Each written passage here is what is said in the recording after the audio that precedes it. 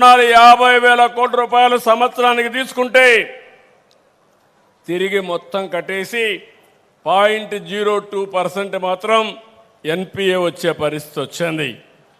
అప్పుగాని తిరిగి కడితే అప్పిచ్చే వాళ్ళు క్యూలో వస్తారు, ఎగ్గొడితే పారిపోతారు, మళ్ళీ రాను కూడా రారు.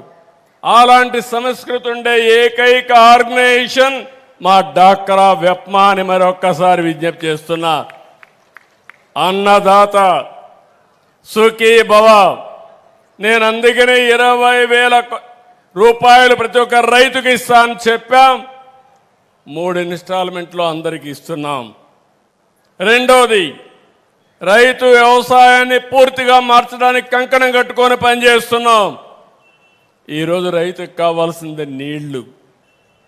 ఒకప్పుడు రాయలసీమ రాళ్లసీమ కుప్పానికి నీళ్లు లేవు.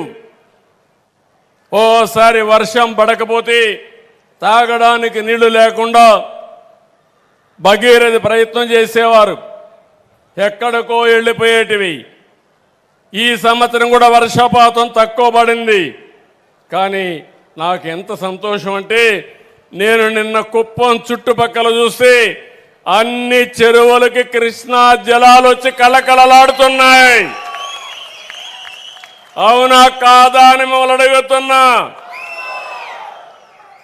ఇప్పటికే 80 చెరువులకు నీళ్లు ఇచ్చాం, ఇంకా నీళ్లు వస్తున్నాయి. ఇంకా 20 చెరువులకు ఇస్తాం. ఇవి కాకుండా ఇంకా కొన్ని ఇచ్చి అన్ని చెరువులు ఒక రోజున పూర్తి చేసే బాధ్యత, నింపే బాధ్యత మేము తీసుకుంటామని మీ అందరినీ కోరుతున్నాను. మీలో కూడా ఒక చైతన్యం రావాలి. ఇది మహాయజ్ఞం. జలం కోసం ఇబ్బందులు పడకుండా, నీటి ఎద్దడి రాకుండా శాశ్వతంగా చేయడానికి ముందుకు పోతున్నాం. అయితే ఈ సందర్భంగా నేను మిమ్మల్ని కోరేది, మీలో ఒక చైతన్యం. ఒక పక్క కృష్ణా నీళ్లు తీసుకొద్దాం, హంద్రి ద్వారా అన్ని చెరువుల్లో నింపదాం. ఇంకో పక్క ఇక్కడ పడే వర్షాన్ని భూగర్భ జలాలుగా మారద్దాం. భూమిని ఒక జలాశయంగా తయారు చేద్దాం. నేను ఈరోజు చేయలేదు, 30 ఏళ్ళ నుంచి 40 ఏళ్ళ నుంచి చేస్తున్నా. మొన్న ప్రధానమంత్రి గారు మాట్లాడుతూ అనంతపూర్ ఒక మోడల్గా చెప్పారు. మీరు గుర్తుపెట్టుకోవాలి, ఒకప్పుడు అనంతపూర్ జిల్లా కరువు జిల్లా, రాయలసీమ రాళ్లసీమగా మారిపోతుందని, అనంతపూర్ ఎడారిగా మారిపోతుందని ఆస్తులు ఎదుర్కొన్న సందర్భం. 10 సంవత్సరాల్లో పంటేస్తే, వేరుశనగ వేస్తే 2 ఏళ్లను వచ్చేది, 8 ఏళ్ళు పెట్టుబడులు కూడా వచ్చేటివి కాదు. ఈరోజు నేను గర్వంగా చెప్పగలుగుతున్నాను, హందిని నీవా పూర్తి చేశాం, అనంతపూర్కు నీళ్లు తెచ్చాం. ఒకసారి 10 లక్షల ఇంకుడు గుంతలు తవ్వాం, చెక్ డ్యాములు కట్టాం, కంటో ట్రెంచెస్ కొట్టాం. ఈరోజు అనంతపూర్ జిల్లా హార్టికల్చర్ హబ్గా తయారయ్యే పరిస్థితి వచ్చిందంటే అది ఈ ప్రభుత్వం యొక్క దూరదృష్టిని మరొకసారి తెలియజేస్తున్నా. ఈరోజు రాయలసీమ ఉంది, హంద్రి నీవా, గాలేరు నగిరి, తెలుగు గంగ అన్ని పూర్తి చేస్తాం. అన్ని చెరువులు నింపుతాం, అన్ని జలాశయాలు నింపుతాం. భూమిని భూగర్భ జలాశయంగా తయారు చేస్తాం.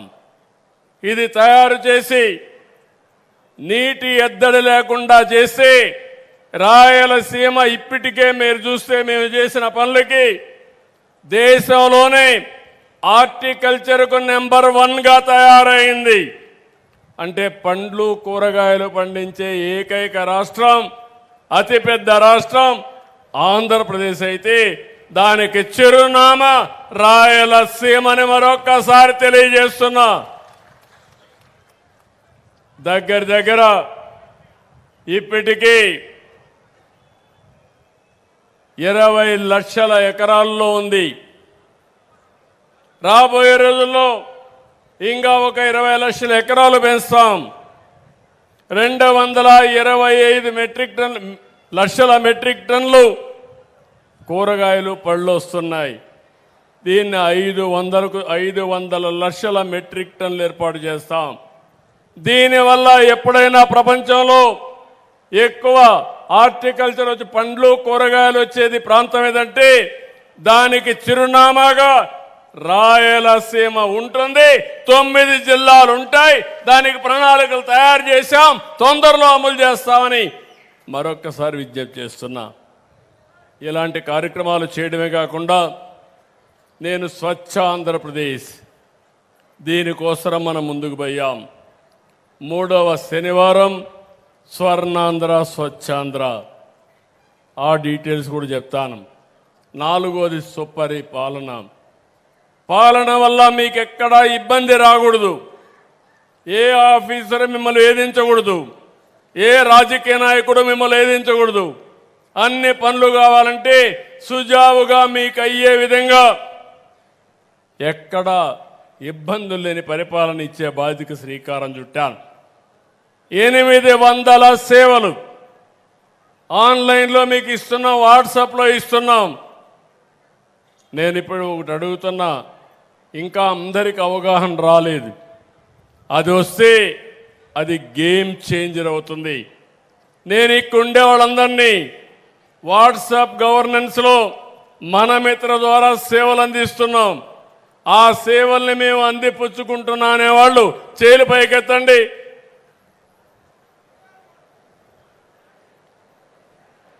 ఓకే, బాగానే నెంబర్ బాగా ఉన్నారు.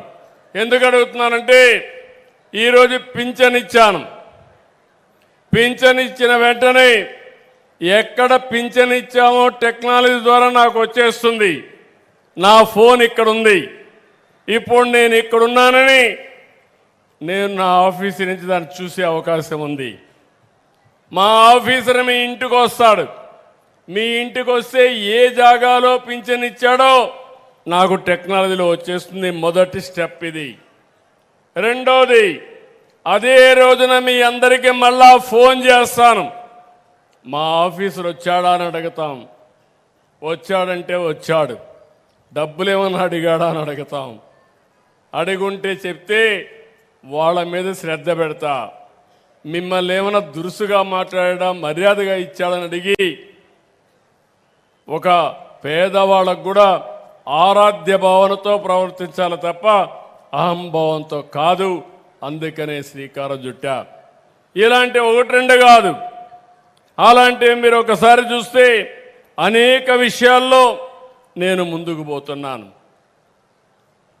గవర్నమెంట్ సేవలన్నీ కూడా, ఒక ఆర్టీసీ సేవలు, అక్కడ నీళ్లున్నాయా, డ్రైవర్ కరెక్ట్గా డ్రైవ్ చేస్తున్నాడా, కండక్టర్ మర్యాదగా ఉన్నాడా, లేకపోతే ఇంకా అనేక సేవలు, ప్రతి ఒక్క దానిపైన కరెంటు సరిగా వస్తూ ఉందా, ఇవన్నీ అడుగుతున్నాం.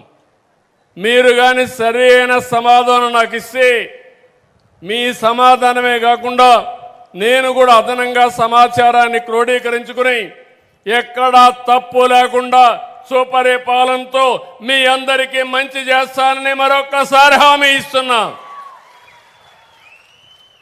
నాకు కూడా కొన్ని వారసత్వ సమస్యలు వచ్చాయి. ఆ వారసత్వ సమస్యలు చూస్తే 5 ఏళ్ళు రాష్ట్రాన్ని భ్రష్టు పట్టించారు. నేను ప్రతిరోజు చెప్పినా కూడా దానివల్ల ఫలితం లేదు. కానీ అప్పుడప్పుడు మనం ఆలోచించకపోతే మంచి జరిగే ఇది రాదు. ఒక ఉదాహరణ, భూమి మీది, ఆ దానిపైన హక్కు మీది. 5 ఏళ్ళు ఏం జరిగింది? మీ తాత ముత్తాత ఇచ్చిన భూమిపైన ఎవరి ఫోటో వేసుకున్నారు? తమ్ముళ్ళు ఆడబిడ్డలను అడుగుతున్నా. ఎవరి ఫోటోనాయని అడుగుతున్నా మిమ్మల్ని అందరినీ. భూమి మీది, ఫోటో అయింది. ఏం చెప్పాలో నాకైతే అది ఇప్పుడు అంటాడు నా పాలసీయే బెటర్ అంట, ఆయన పాలసీయే కరెక్ట్ అంట. ఇంకో పక్కన మీ పొలం చుట్టూ సర్వే చేసి ఆ సర్వే రాళ్ళు, అది కూడా గెలాక్సీ గ్రనైట్, అంటే శాశ్వతంగా ఉండిపోవాలి ఆ మట్టిలో అనుకున్నాడు. అలాంటిది ఆయన బొమ్మ. ఆ బొమ్మ తొలగించడానికి మళ్ళా డబ్బులు ఆయన ఖర్చు పెట్టింది 700 కోట్లు, దాన్ని తీసేయడానికి మళ్ళా డబ్బులు అయింది. మూడోది, టెక్నాలజీ ఉపయోగించుకొని నల్ల చట్టం ఒకటి తీసుకొచ్చాడు, ల్యాండ్ టైటిలింగ్ యాక్ట్ అని. ఆ ల్యాండ్